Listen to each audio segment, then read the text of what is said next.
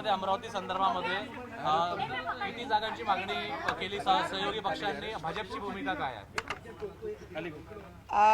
आम्ही हेच प्रयत्न करत आहे की जे महायुती आपले विधानसभामध्ये होती, शिंदे साहेबांना घेऊन जेही युती ठरवायची आहे त्याच्यावर विषयावर बोलणं झालं आणि 17मध्ये कसे इलेक्शन झाले आणि त्याच्यानंतर कसे आमदार निवडून आले त्या सगळे बेसवर चर्चा झाली आणि त्याच्यामध्ये बरेचशी गोष्टी हल झाल्या.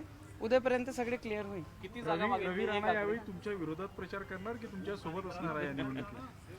रवीजी बीजेपी सोबत भारतीय जनता पार्टी सोबत 14 पासून आहे, तर रवीजी भारतीय जनता पार्टी सोबतच राहणार आहे. ते स्वतःच कबुली करतात की मोठे भाऊ म्हणून, आम्ही लहान भाऊ म्हणून त्यांच्या सोबत नेहमीच आहे. राष्ट्रवादी पण तुमच्यासोबत अमरावतीमध्ये असणार आहे? ते आमचे नेते ठरवतील आणि मला जिथपर्यंत माहीत आहे की बरीचशी ठिकाणी त्यांच्यासोबत युती नाही करत आहे आणि मला वाटते अमरावती त्याच पद्धतीने ठरणार आहे. नवनीत जी, आज क्या चर्चा हुई, किन विषयों पे चर्चा हुई और कितनी सीटें आप लोग शिवसेना को दे रहे हैं? अभी तक ऐसा कुछ सॉल्व नहीं हुआ है, पर कल तक उसमें बहुत सारा सोल्यूशन निकल के हल हो जाएगी वो भी सब्जेक्ट. मैम, टाटा एक रिपोर्ट है सोशल साइंस की कि मुंबई में जो है 2051 तक जो है हिंदुओं से ज़्यादा मुस्लिम होंगे. आपका बोलना एकदम बराबर है.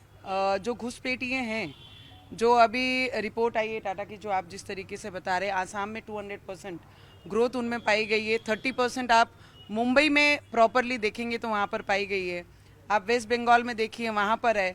कश्मीर में देखिए कितने परसेंटेज उनका बढ़ा हुआ है. तो मुझे लगता है कि सभी ने जो ये डिस्कशन कल से हो रहा है और जो टाटा की भी रिपोर्ट्स आई हैं, एक बार सभी हिंदू भाई बहनों ने उसके ऊपर ध्यान ज़रूर देना चाहिए कि अगर कश्मीर में परसेंटेज ऊपर से लेके एकदम नीचे ड्रॉप होता है सिंगल नंबर पे, और बांग्लादेश में जिस तरीके से माइनॉरिटी होते हैं हम, और आसाम में 200% वो बढ़ते हैं, तो ये सब चीज़ पे हिंदुस्तान है, ये हिंदुस्तान का नाम रहना चाहिए. नवनीत जी, महाराष्ट्र में चुनाव हो रहा है, क्या हिंदुत्व का मुद्दा रहेगा कि विकास का मुद्दा रहेगा? देखिए, विधानसभा में भी हमने ना लोकसभा में कोई हिंदू और कोई दूसरे धर्म को आजू बाजू नहीं किया था. ये सेकुलरवाद जिन्होंने लाया है वो कांग्रेस पार्टी है, वो भारतीय जनता पार्टी नहीं करती है. भारतीय जनता पार्टी अपने तत्वों पे और विचारों पे लड़ती है और विकास के मुद्दे लेकर लड़ती है.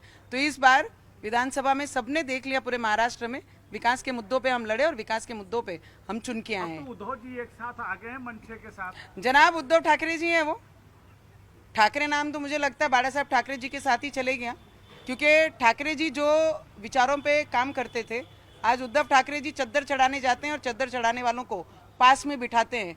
सिर्फ राज ठाकरे जी से सवाल रहेगा मेरा कि भोंगे कहाँ गए, मस्जिदें कहाँ गई और हनुमान चालीसा कहाँ गया. पहले बोलते थे कि मेरे प्यारे हिंदू भाई बहन, और अब उनकी भाषा में आता है कि मेरे महाराष्ट्र के प्यारे मतदार. तो इसमें से आप समझ जाइए कि उनकी दिशा कहाँ पर जा रही है. अब वो भी चद्दर चढ़ाने जाएंगे कि उद्धव ठाकरे साथ में बिठाएंगे, तो उनको पूछना राज पड़ेगा. ठाकरे त्यांच्या प्रेसमध्ये बोलले होते की माझ्याकडे एक देवेंद्र फडणवीस यांचा व्हिडिओ आहे ज्याच्यामध्ये ते अल्लाहू अकबर बोलतात आणि असे अनेक व्हिडिओ त्यांच्याकडे आहेत. मला वाटते की त्यांचे बरेचसे व्हिडिओ साहेबांचे सगळ्यांनी पाहिले. लाव रे तो व्हिडिओ, तर असे बरेचसे व्हिडिओ आमच्याकडेही आहे की लाव रे तो व्हिडिओ, आम्ही ते सुद्धा दाखवणार आहे सगळ्यांना.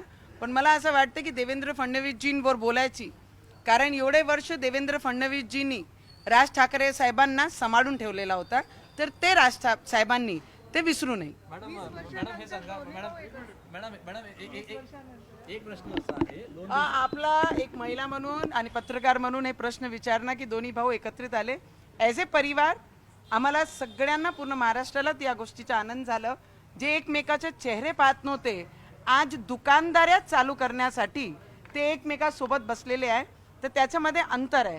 ॲज ए फॅमिली आली असती तर पूर्ण महाराष्ट्राने बाळासाहेबांचं नाव घेऊन जल्लोष केला असता, पण विचार सोडून ते फक्त दुकानदारीसाठी आणि पॉलिटिक्ससाठी आले आहे, तर तो डायजेस्ट होण्यासारखा नाही. मॅडम एक प्रश्न असा आहे, 2 दिवसापूर्वी तुम्ही असं म्हटलं होतं की हिंदूंनी मुलं जे आहे ते जास्त जन्माला आता टाटाची यावर प्यारे खान जे अल्पसंख्याक आयोगाचे जे अध्यक्ष आहेत त्यांनी सांगितलं की राणा दाम्पत्यांनाच 2 मुलं आहेत, त्यामुळे मला वाटते आयोगांचे जेही ज्यांनी म्हटलेलं आहे त्यांच्या नावाप्रमाणे ते विचार त्यांची मांडलेली आहे. मी काय करणार कशी करणार हे त्यांना विचारायची गरज नाही. ते आयोगामध्ये बसलेले त्या खुर्चीची रिस्पेक्ट त्यांनी केली पाहिजे. जे बाहेरून घुसपेटिया येऊन आमच्या देशामध्ये मुंबईमध्ये आसाममध्ये वेस्ट बेंगॉलमध्ये काश्मीरमध्ये ज्या पद्धतीने घुसपेटिया येऊन जे संख्या ते वाढवण्याचा प्रयत्न करत आहे. माझं कॉन्व्हर्सेशन त्यांच्याकरिता आहे. जर कोणालाही मिरची लागली तर ते पाकिस्तान जाऊ शकतात.